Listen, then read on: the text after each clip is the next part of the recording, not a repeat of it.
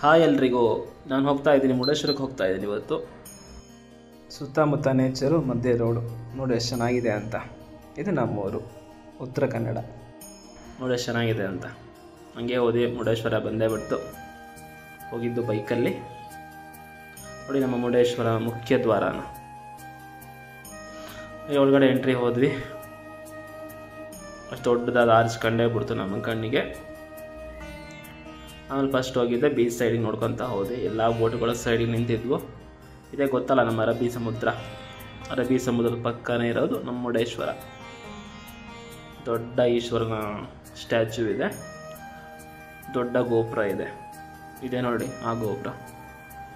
ಏನೋ ಕನ್ಸ್ಟ್ರಕ್ಷನ್ ನಡೀತಾ ಇತ್ತು ಇನ್ನೂ ಕೂಡ ನಾವು ಹೋದ ಟೈಮಲ್ಲಿ. ಹಾಗೆ ಒಳಗಡೆ ಹೋದ್ವಿ. ಇದೆ ನಮ್ಮ ದೇವಸ್ಥಾನದ ದ್ವಾರ. ಇಲ್ಲೆಲ್ಲ ಒಳಗಡೆ ಹೋಗೋದು. ಅಲ್ಲೇ ಪಕ್ಕದಲ್ಲೇ ಸಮುದ್ರ ವ್ಯೂ ನೋಡಿ ಈ ಥರ ಕಾಣುತ್ತೆ. ಚೆನ್ನಾಗಿದೆ ಅಲ್ವಾ? ಅದೇ ನಮ್ಮದು ಗೋಪುರ. ಅದು ಎಲ್ಲಿ ಯಾವ ಕಡೆನೇ ನೋಡಿದ್ರು ವಿಡಿಯೋ ಮಾಡಲೇಬೇಕು ಅಂತ ಅನಿಸುತ್ತಪ್ಪ. ಅದಕ್ಕೆ ಮಾಡ್ತಾ ಇದ್ದೀನಿ ಪದೇ ಪದೇ. ಇದು ಒಳಗಡೆಯಿಂದ ಕಾಣೋದು ನಮ್ಮ ದೇವಸ್ಥಾನ. ಒಳಗಡೆ ಫೋಟೋಸ್ ವೀಡಿಯೋಸ್ ಎಲ್ಲವೂ ಇಲ್ಲ ಅಂತಾರೆ, ಬಟ್ ತಗೊಳ್ತಾ ಇರ್ತಾರೆ. ನಾನು ಹಾಗೆ ವಿಡಿಯೋ ಮಾಡೋಣ ಅಂತ ಮಾಡಿದೆ. ನೋಡಿ ಒಳಗಡೆ ಹೇಗೆ ಕಾಣುತ್ತೆ ಅಂತ.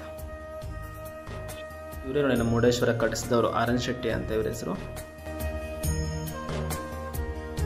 ಇದು ನಮ್ಮ ಮುರುಡೇಶ್ವರ. ಮಧ್ಯದಲ್ಲಿ ಆರ್ ಎನ್ ಶೆಟ್ಟಿ ಅವ್ರದ್ದು ಸ್ಟ್ಯಾಚ್ಯೂ ಇಟ್ಟಿದ್ದಾರೆ. ನೋಡೋಕೆ ಎಷ್ಟು ಚೆನ್ನಾಗಿದ್ದಾರೆ ಅವ್ನು ಮುರುಡೇಶ್ವರ. ಮುರುಡೇಶ್ವರ ಎಷ್ಟು ಹೈಲೈಟ್ ಆಗಿದೆ ಅಂದರೆ, ದಿನಕ್ಕೆ ಸಾವಿರಾರು ಜನ ಪ್ರವಾಸಿಗರಲ್ಲಿ ಬರ್ತಾರೆ.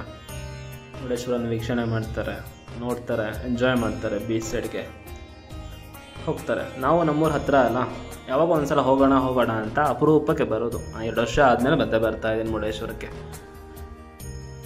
ಬಂದಾಗ ಪೂರ್ತಿ ಕಂಪ್ಲೀಟಾಗಿ ಒಂದು ರೌಂಡ್ ಹಾಕಿ ಮನೆಗೆ ಹೋಗೋದು. ಒಂದು ಐಲ್ಯಾಂಡ್ ಇದು. ಐಲ್ಯಾಂಡ್ನ ಚೆನ್ನಾಗಿ ಮಾಡಿದ್ದಾರೆ ಅಂದರೆ ಅಷ್ಟು ಚೆನ್ನಾಗಿ ಮಾಡಿದ್ದಾರೆ.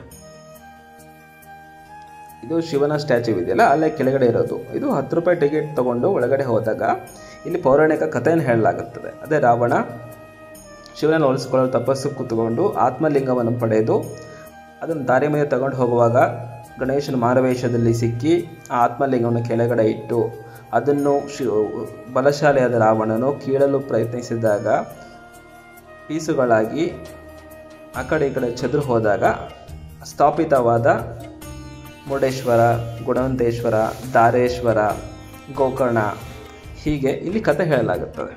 ಆ ಕಥೆ ಏನು ಸಂಪೂರ್ಣವಾಗಿ ಕನ್ನಡ, ಹಿಂದಿ, ತೆಲುಗು, ಇಂಗ್ಲೀಷು ಎಲ್ಲ ಲ್ಯಾಂಗ್ವೇಜಲ್ಲೂ ಇದರಲ್ಲಿ ಕಥೆ ಹೇಳ್ತಾರೆ.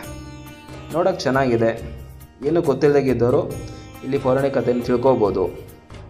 ಒಳಗಡೆ ಹೋಗಿ ಚಿಕ್ಕ ಮಕ್ಕಳಾಗಿದ್ದರೆ ಒಳಗಡೆ ಕರ್ಕೊಂಡೋಗಿ ತೋರಿಸ್ಬೋದು.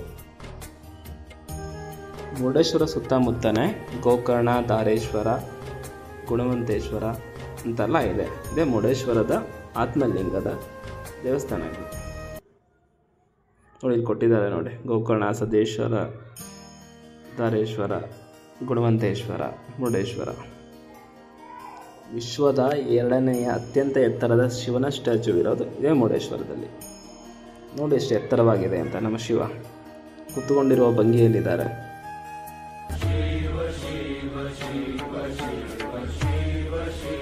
ಇದು ಶಿವನ ಮುಂದಿರುವ ಬಸವ.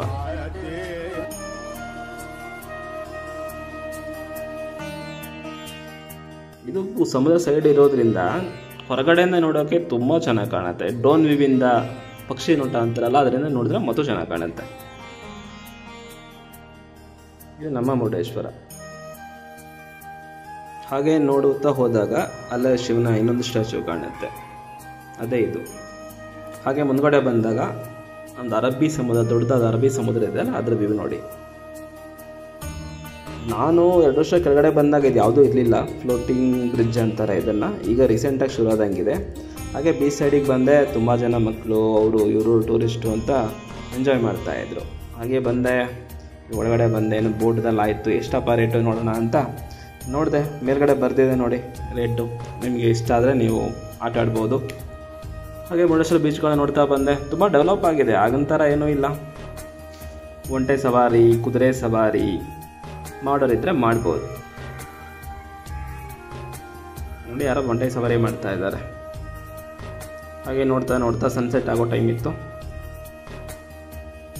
ಸನ್ಸೆಟ್ ಟೈಮಲ್ಲಿ ನಾವು ಮುರುಡೇಶ್ವರದಲ್ಲಿ ಬೀಚಲ್ಲಿ ನೋಡ್ಕೊಳ್ಳೇಬೇಕಂತ ಇದನ್ನು ನೋಡೋಕ್ಕೋಸ್ಕರನೇ ಬಂದಿರೋದು.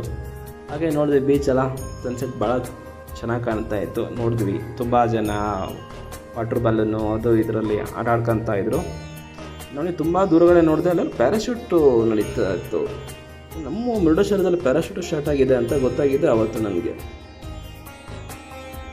ಯಾರೋ ಪ್ಯಾರಾಶೂಟಲ್ಲಿ ಎಂಜಾಯ್ ಮಾಡ್ತಾಯಿದ್ರು. ಇದು ಏನೋ ವಿಡಿಯೋ ನೋಡಿ ಮಾಡ್ಕೊತ ಕೂತ್ಕೊಂಡಿದ್ದೀವಿ ನಾವು. ಇಲ್ಲಿಗೆ ನಮ್ಮ ಮುರುಡೇಶ್ವರದ ಟ್ರಿಪ್ ಮುಗೀತು.